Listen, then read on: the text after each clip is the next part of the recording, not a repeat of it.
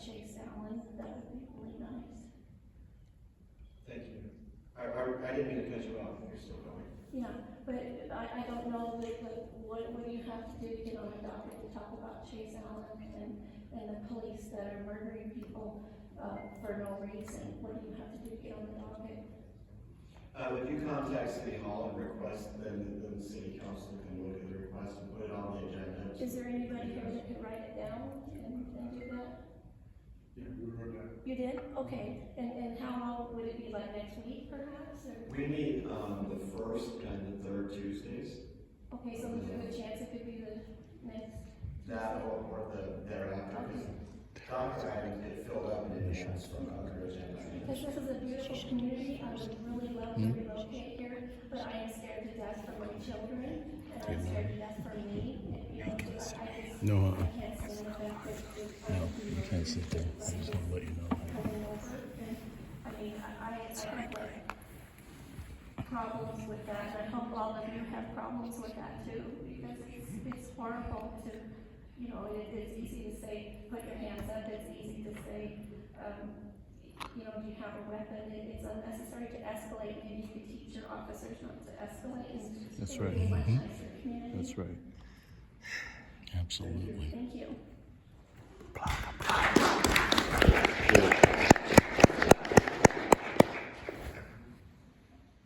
There's a name, I'm not sure if I'm going to get this one right.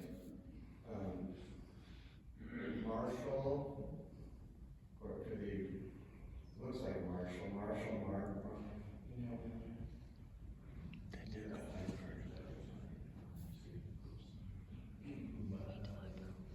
Oh boy. You're on the right. Somebody's name sounds like Marshall. I'm not gonna talk because you said it wasn't for us to be talking about the case. I didn't realize that's what I was signing. Okay, thank you. Sherry Lund. I think I signed the same sheet you did.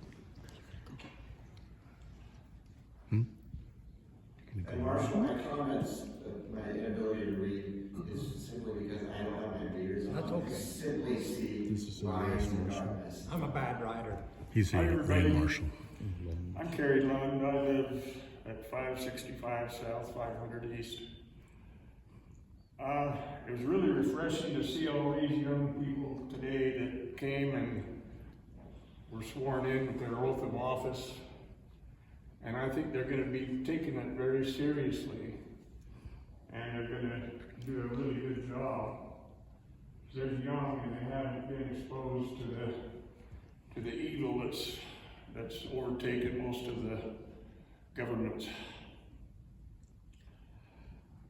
I'm not speaking about the land around the restaurant. I think that's a very historical building and nothing should ever happen to it. But I'm here to speak about what the city and the county, mainly the city, what the city is going to do to train their code enforcement officers to keep from killing our kids. This has to end. This cannot continue. And there's a lot of training available. But the city needs to take a stand and dig into this. If this was your own kid or your grandkid, your nephew, how would you feel? That poor kid just had no license plate. No license plate on his car. And it took 5 code enforcement officers, dragged him out of his car, and killed him.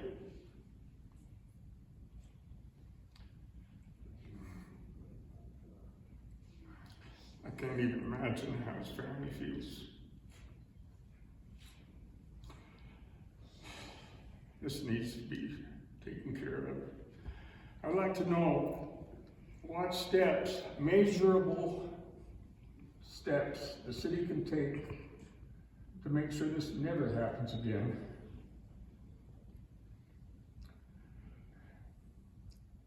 Could you appoint a committee to research this and find out what's going on?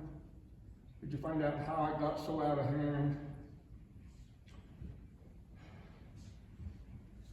It's really on you guys, you know, it's really on you guys, and your bosses, That's right. and it goes right up the chain. This needs to stop.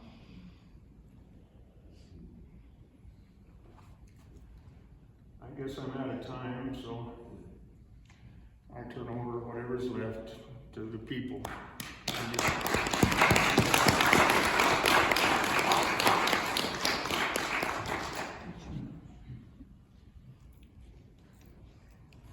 Carolyn, I'm gonna apologize in advance. That's okay, Carolyn L., that's fine. I'll go. I wanted to say it, but I got scared. Lead to Dominicus? Yes. Carolyn, lead to Dominicus, thank you. Thank you. Appreciate you, attending. And I just wanted to say thank you guys for your volunteerism to serve the community. I know it's not a tough job being on the city council or a mayor. I hope you received my contact note that I sent out the other day to you, outlining some concerns we as the public have with respect to the Chase Allan. But before we get started, I'd like to ask you, is this an open meeting under Chapter 52 of the Utah Legislative Code 201? This is an open meeting, but It is an open meeting. Is this an emergency meeting under Chapter 202? no, Okay. Under Chapter 203, written minutes of open meetings, you, sir, are allowed to have the public talk about anything. So are you saying you absolutely won't allow us to talk about Chase Allan and you're limiting us to this? Because I would say that that's an abridgment of our First Amendment rights to redress of grievances. And the murder of a 25-year-old on the streets of Farmington, that's a pretty good grievance. I think we've already heard from 3 or 4 of you, and we haven't shut you down, so. Okay, thank you. Now, if you would indulge me for a moment. Thank you guys again for your service. You notice I sent you a note. Marshall, thank you for your comments. What if it was your son or daughter? And challenging what we've been conditioned to accept are rights in your home, and your first reaction is to shoot him. Is that how you run your family? Is it? Because I'll tell you that traffic infractions are not law, a violation of the law. People v. Battle, Thompson v. Smith. The highest courts in the land have deemed that personal travel of we the people, unrestricted, not in commerce, is available to everyone without papers. This is not 1930s without papers. Now, granted, I do agree that a certain amount of civil structure and infrastructure is necessary to maintain the nice civil society that we have. And we don't want people wantonly driving vehicles that are unsafe or in an unsafe manner or just mowing, fellow citizens over. I grant that the police provide that framework, or that's their intention. I grant that. But when 5 officers murder a 25-year-old on the street in public, that's an excessive overuse of their authority.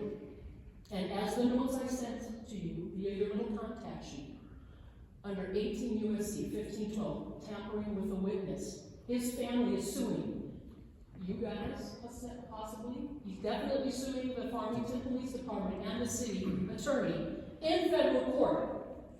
The fact that he's murdered on the street right before their court case, which was supposed to be the 17th, that's witness tampering. They murdered a witness. Now, you may not see it that way. Then that's going to be up to the final decision making of the incident team. I heard that the coroner ruled it as a homicide. I'm looking at the video. I spent 10 years in the Navy. I can't believe that this is the tyranny that exists in our cities and towns. I'm astounded by this.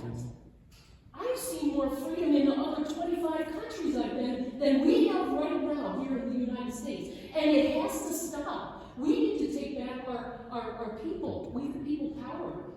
Government, you're supposed to do our bidding, not your own bidding. And it's supposed to be within the framework of the United States and Utah Constitution. And there is nothing in either one of those that says that the wholesale slaughter of the citizens on the street for a code violation is within their rights. I think I've made my point, and I appreciate your accommodation. My name is Carolyn Vinicus. I do live in Ogden, but I work here periodically in Farmington.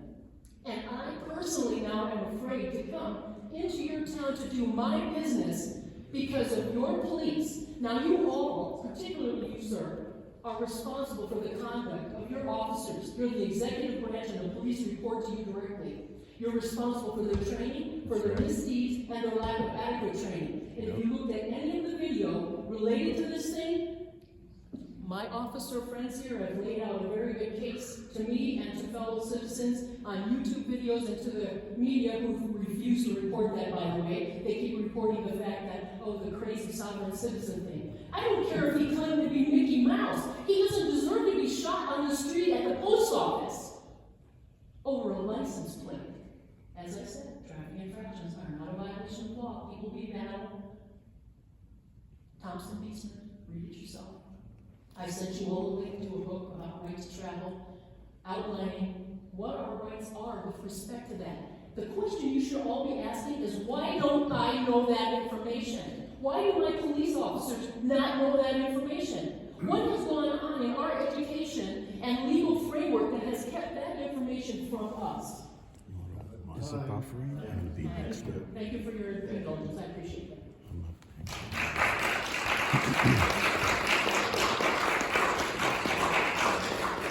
Slide that audio, English. English. Like the language you're speaking, English. English, okay. How's the audio and video? Please let me know really quick. I don't live in your city. I live in Syracuse.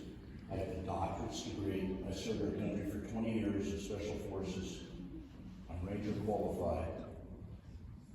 And I have a criminal investigation degree from the military. I want to see a show of hands how many of you approve of what happened this last Wednesday on March 1st when this man was murdered. How many approve of You can give us comment, but we don't respond that way. Really? I thought this was a democratic society. And I fought for your rights for 20 years, my friend. This is where we're taking public comment. You're welcome to address us. Okay, I'll make my public comment. What happened, and you know, that's a coward's way out. I'll just let you know that. Please don't be insulting. Please don't be insulting. I'm not being insulted. If you take any trouble, Calling him a coward is I said that's the coward's way out. I didn't call him a coward. Oh, excuse me. And you're being argumentative. I'm just asking you not to be insulting in your comments. I don't think that's expecting too much. Go ahead. For you that are LDS, so you know my background, I worked in the temple for 2 years. I've done 815,000 meetings to the temple. I believe in personal freedom. And what I saw, and you have to know this, the news media did not report everything that occurred with that young man. That man was dead. No one's talking about this in 4 minutes. In 27 seconds, in 4 minutes, he was dead on the asphalt. In 27 seconds, the officer that first pulled him over called for backup. And I'll call him a coward. I don't care if you like it or not. Because he has a gun, a billy club, spray, a knife, a bulletproof vest, handcuffs, a taser. What is he afraid of? And why did he go so fast? Your police department needs de-escalation training really bad. And you should be there when they give it, but they're not applying it.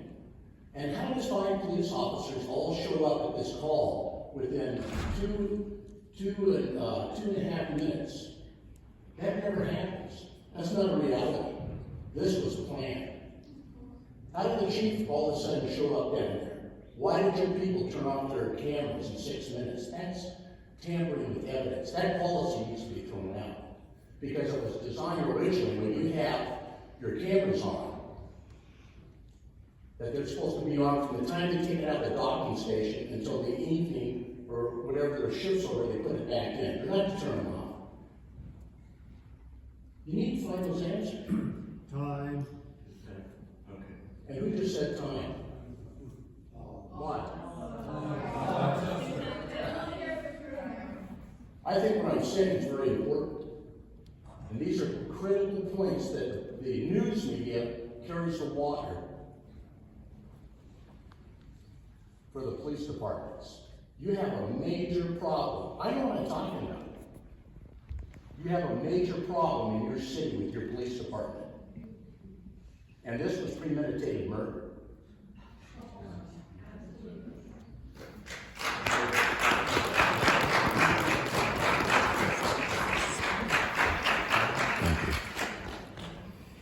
Linda Yeah, really, this guy here. Sanchez.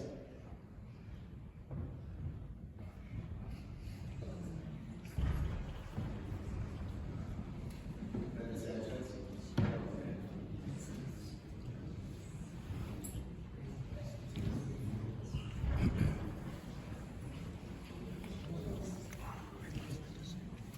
Good evening. I just got off work, so I apologize that I have my work clothes. I try not to do that, but I thought it was very important to be here. I do also want to tell you, I do appreciate your service to the city. However, I have a dream. I have a dream that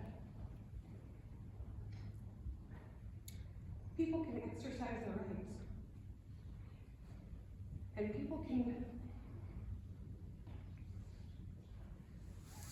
And people take time for each other without executing them for sticking up for their constitutional rights that they actually have. I'm a nurse. I get it. Working with people sometimes can be really hard. And sometimes you go home and you cry. But that's what makes us professionals. Because we take the Still time buffering. and we say, Damn it. first, gently, you take a deep breath. Because sometimes in that, and you just listen, most people don't want to do. They're just trying to help you to understand me. I've worked with all kinds of different people. And when I look at that video, it makes me sick. That somebody wouldn't, he was so calm. I have been beat the heck out of as a nurse. And still I try to understand. It bothers me. And I don't know how it can bother everybody else.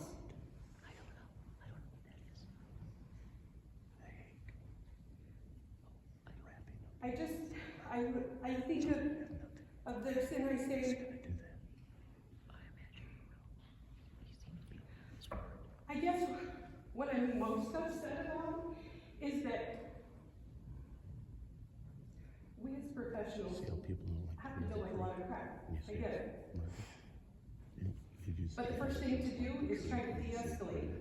Okay? That's right. I've had guys I work with veterans, and I work with other people, and the first thing you do is try to de-escalate a situation. I saw absolutely none of that when I watched. Absolutely none. That is horrific. And we tried nothing. Absolutely zero.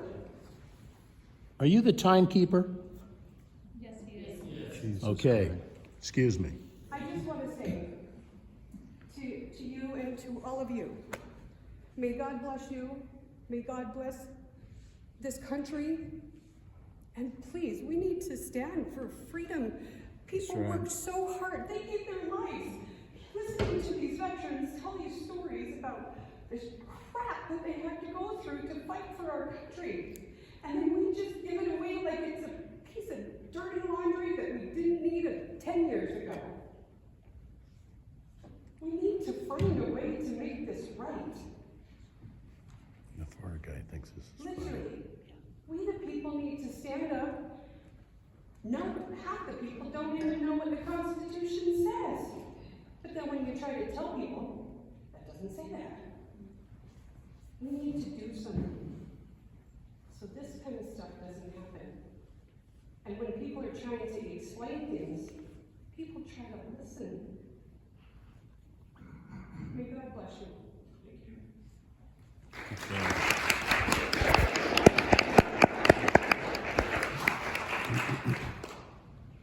Still buzz for you?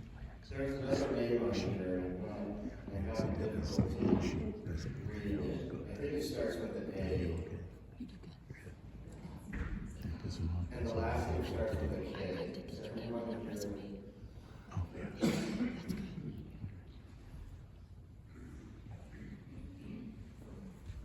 Thank you, My John. name's Allan, live in West Haven, Utah. You need my address? Please. 2785 West, 3100 South. I'd just like to take a minute and thank everybody for being here Sorry about that. and doing their part in Just trying trying to to get their faces preserve when our they're talking. way of life and our Constitution.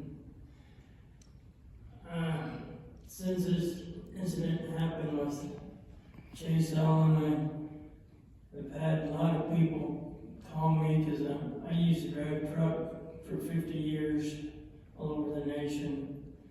Covered about 6 million miles, so I know quite a few people. I've had quite a few calls. And I just want to know that there's a lot of people out there watching this situation and some taking sides, but I'm trying to take the side of our free agency and have our constitutional rights. So just admonish you that I have to tell you, there's two types of Mormons. Those who do turn what's the other right cheek, in taking and care of guys the isn't like me that won't turn it. crisis that's been created in this town. And I wish you all the best and hope things get better for everybody. Thank you. Thank you.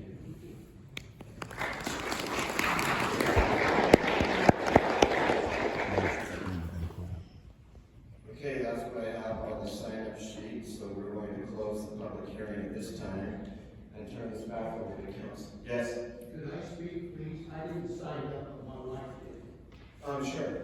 I think after this. Sure. Thanks.